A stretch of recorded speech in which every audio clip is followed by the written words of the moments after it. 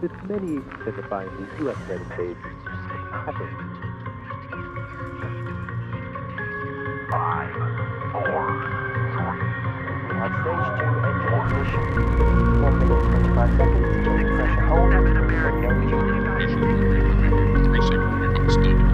Can we have igniters work? And we have chamber ready to rise. 291 4229.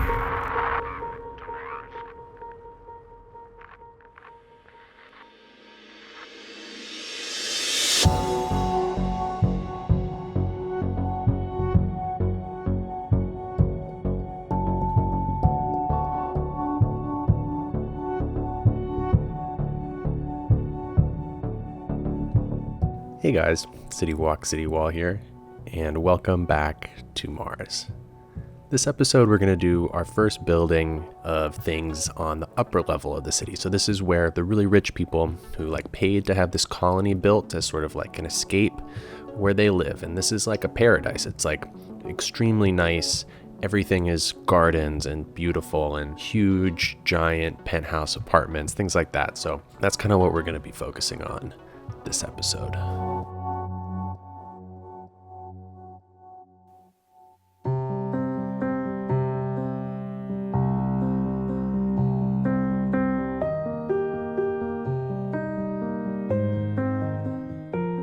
So the general strategy with these upper areas is I don't want them actually blocking our view of the lower areas. So what I'm doing is I'm creating kind of very, very large blocks. And in the center of those blocks, I'm keeping it open so that I can raise up the terrain and then build the upper areas sort of in the center of the blocks of the lower areas. So this upper area is going to be made up of a bunch of different islands all over the city that'll be connected by pedestrian bridges.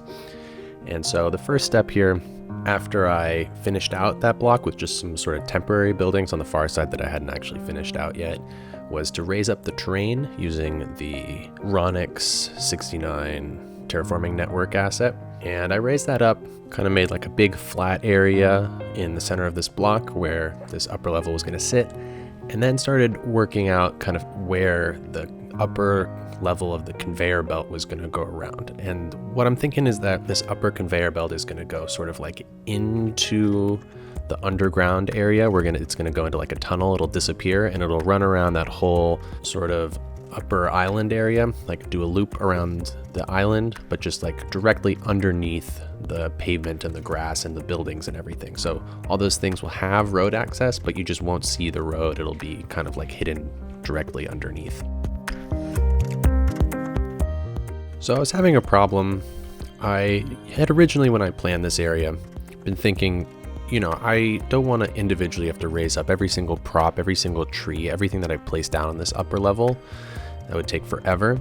And the tunnel block assets that Ronix made that come with some other tunnel assets, it's a whole tunnel pack, but these tunnel block assets are really good because if you place them down, trees and props snap to the top of them.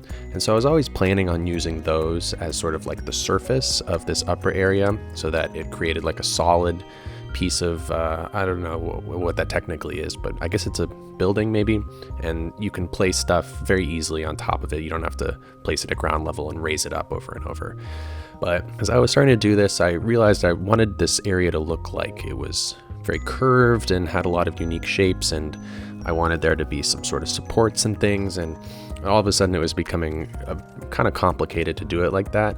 And so what I decided to do was make a custom asset that's uses that same tunnel block as a template, so it functions the same way, but it's kind of like a support concrete piece that's made specifically for this exact purpose, where I'm placing them all over around this whole area in order to create sort of a flat area that this whole upper level will sit on top of. And so I started placing those all around and kind of made a rim using some network railing so that it was easy to make very nice curves, and then place down those assets kind of all around the edge of that in order to make myself kind of this upper area. And so this is kind of the style of building that I'm going to be doing in this upper area in terms of like the base of this upper city. And on top of this, first thing, I placed down a ton of grass, ploppable surfaces, and started working out where the paths and the buildings were going to be. So I started out with one particular type of building. I realized I didn't really have enough of these futuristic buildings subscribed to, so I went through the workshop and downloaded a ton more. And at another point later on, you'll see I swap it out for a different type of building. I wanted these paths to be very curved and beautiful, and so I started out by placing down some network surfaces so I could get the shape of everything. And I put a lot of these paths around the edges. I thought that would be kind of a interesting touch, these people who live up above having like a view down to the things below them. And then I went through with the pedestrian path, used just the regular vanilla one to kind of get the shape correct, and then afterwards upgraded that to the invisible pedestrian paths. Then just like started going through and placing down a ton of props and stuff. So I found these kind of like flower urn props. Thought those worked well up here. Some benches, some lanterns, and this was a little tedious. I put down an insane amount of these props, but I think the end result turned out pretty good. At a certain point I was like, oh my god, I placed down so many props and it still doesn't look amazing. And so I continued just like adding more and more things. So I started placing down a ton of flowers and vines and things growing out the back of one of these buildings, and turned that into like a really, really beautiful little walkway park area where like there's these like cobblestone decals and a little path that leads you through kind of like all these flowers and things with like benches and fountains, and that I think turned out really, really beautifully. I think that tied together this whole sort of area, made this really feel like an upper garden paradise sort of area. So I think that turned out really, really well.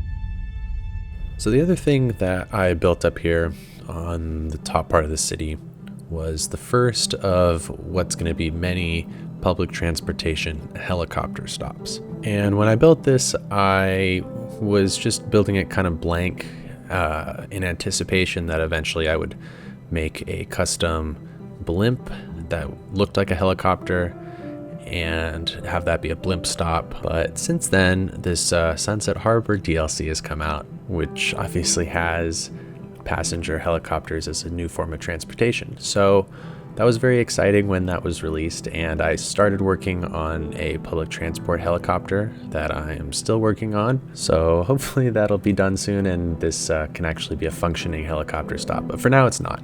And basically what I did was I had this single building that was sticking up like too high, this square building, and so I decided that was where this helicopter stop was going to be. So I put a helicopter pad prop on top and put some surfaces underneath it and some stairs up the side and some railings around the edge. And I'm excited to eventually see helicopters come here. The other thing that's important about this place is it actually is the only place right now where citizens can walk from the lower level to the upper level. There's like a alleyway down below that leads into this building, and then a very, very steep pedestrian path that climbs all the way up to the upper level and then exits through these little storefronts that are attached to this building at the very top. I know I said in the first episode that it was sort of a question if these were going to be separate cities or not, the upper area and the lower area. And I think that in terms of how the game functions, it's probably best to have pedestrian paths that connect them, because people who live on the top are always going to want to go down. People who live at the bottom are always going to want to go up. That's just how the game works. Citizens will just pick a random building on the map to be a worker at or whatever. And if that building is at the top and they live at the bottom, if there wasn't these pedestrian paths that connect through, secret hidden places, then the citizens who don't have a pedestrian path route to get to where they want to go, would end up taking a conveyor belt, either walking on the sidewalk which obviously we don't want, or getting in a passenger crate, which I'm trying to avoid having citizens do that, partially because I think it'll help with traffic, not having any passenger vehicles on these conveyor belts, but also just because it doesn't really make sense to me. I made these conveyor belt crates to be carrying goods around and not for citizens to be driving in. The concept was always to have citizens walking from place to place in the city. So, I mean, I had to make a passenger crate just in the event that this would happen and you wouldn't see a passenger car going around, but that's sort of what I'm going for. And if a little, pedestrian path through the center of a building helps that, then I'm fine with it.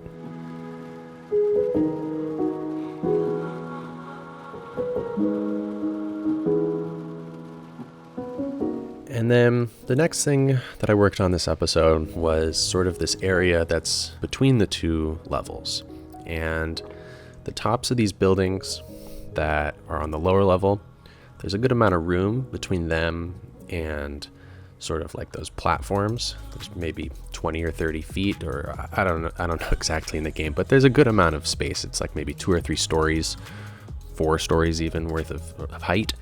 And so I wanted to fill that up with stuff. I didn't want that to just be empty. So in one area, I did this cool thing where I made sort of like a couple big custom signs where I used these like sign holder assets as well as a really big large logo and some lights, and put that on the corner of this building, a really prominent corner. And then what I think turned out really, really cool was a little bit further down from there was kind of where I had the most space to work with. And what I decided I wanted, it's always been a vision in my head that this would be like an extremely multi-layered city. And so I wanted to place like even more apartment buildings on top of these other apartment buildings. And I think that looked really cool. So I started like building out like a balcony where, maybe those people like dry their laundry or sit outside and hang out, or they just throw their trash out there or whatever they do, and put some like really cool kind of awnings like over each of the windows, kind of give it like a little bit more of a unique feel. So that area I really think turned out pretty well.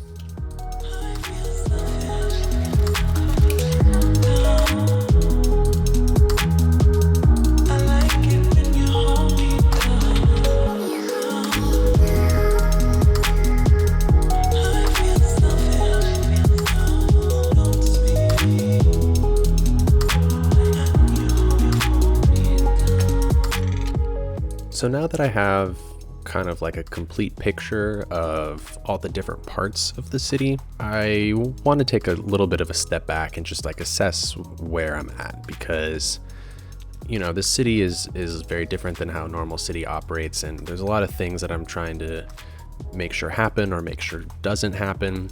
And so what I did, I let the city run like on fast motion, like really, really sped up for a really long amount of time, and just see how the simulation is working.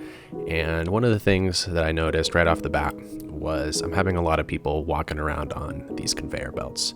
So I'm just gonna pop in game real quick and we can discuss that.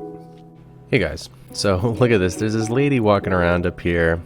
This isn't the only place that people are walking around on top of the conveyor belts. See down here, there's some people walking around on the conveyor belts. And it's starting to annoy me because it's happening more and more. And obviously this is happening because the conveyor belt roads that I created, they come with sidewalks. So it's kind of like you have to have that in order to have buildings like function and be connected to the roads. But I am trying to avoid having people walking around up here. So what I'm going to do is, first thing, I'm just going to go through and make sure that all my intersections have no crossing. This doesn't 100% help because, like, for instance, right here, if someone is on right here where my mouse is, I don't know if hopefully you can see my mouse, and they walk down this way and they go this way, that this isn't going to stop them from doing that because they're not crossing the street. So the next option I was thinking was to use the Invisible Highways by Nico OAS that my roads are based off of, because those don't have sidewalks, and just kind of like use them sparingly, sort of to... Oh, the height is too high. Okay, so this isn't gonna work. So I'm gonna need to make my own version of this, I guess. Because look at that, it says height too high everywhere. Okay, so I need to quit the game and come back in with just my modding and asset and creation things subscribed to. Okay, so while this is closing, I'm gonna go to the workshop, my subscribed items, and I'm gonna unsubscribe from all, and then I'm gonna go back to my collections and just subscribe to this modding and assets creation collection, which is kind of like just sort of bare bones stuff. The mod tools is essential to make assets, but other than this, it's just stuff to make sure that the assets are working properly. We're gonna go into the editor, the asset editor, and we're gonna load my road. Well, it's really, like I said, it's the Nico OAS road that I've already made edits to, but this is gonna be further edits, gonna make like a new version. If I do recall this invisible road that I created, I went through and did change like the maximum height that it could be, so that's probably why I was getting that error a second ago with the Nico OAS roads. So let's put this down. I don't know if you guys have ever used this panel before, but this is what it looks like when you make roads. I don't really know anything about a lot of this stuff, but I do know how to like just pick and choose little things. So this lane right here, pedestrian, none, this is what's causing the problems. So I'm going to delete this. So it's just a vehicle. And that's the basic version. We're going to go into the elevated version and do that there as well. Okay, so let's save this. And then if we go back to the main menu, I can update that asset on the workshop. So content manager, assets, and let's hit update on Steam Workshop, and we'll update that and check it out. Now it's updated, and we'll exit the game and subscribe back to everything and see if it worked. Boom. Okay, so we're in game. And now we got 2 different roads here, and let's play around, see if we can't figure out a good way to get this working. So I was thinking that the best way to do this was to make little tiny segments here and there with no sidewalk, like that piece for instance, because I've noticed a lot of people walking out of this little tunnel thing here, so that's probably a good one to do. I've noticed a lot of people walking down here, so maybe what I'll do is I'll grab this node, where is it? This node down here, come on, there we go. And make this real short and just get like one little short segment here to block people from walking. Like that. Maybe this segment even up here, because this is so high up, this isn't even useful for anything. So, I mean, I don't know if this is going to 100% work because there's still a lot of segments that have sidewalk, but I'm guessing it is going to help because it'll block people from being able to get anywhere they want to on these roads. There'll be specific places that they can walk, but if they want to get really far, you know, hopefully there'll be a segment of non-sidewalk road kind of blocking them from doing exactly what they please.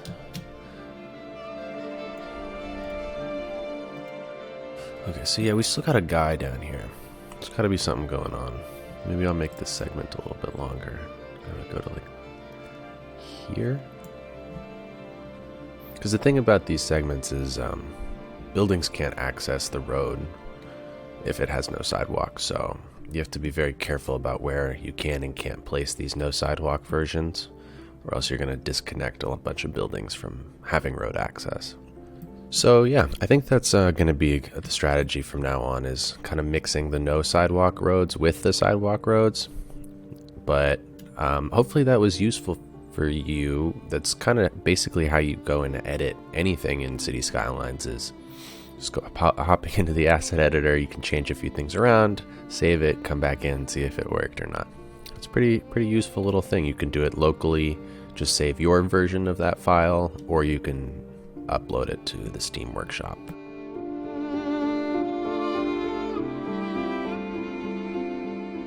So that's about it for this episode. I'm pretty excited that at this point we have some upper area stuff, we have some lower area stuff, we have some in-between things.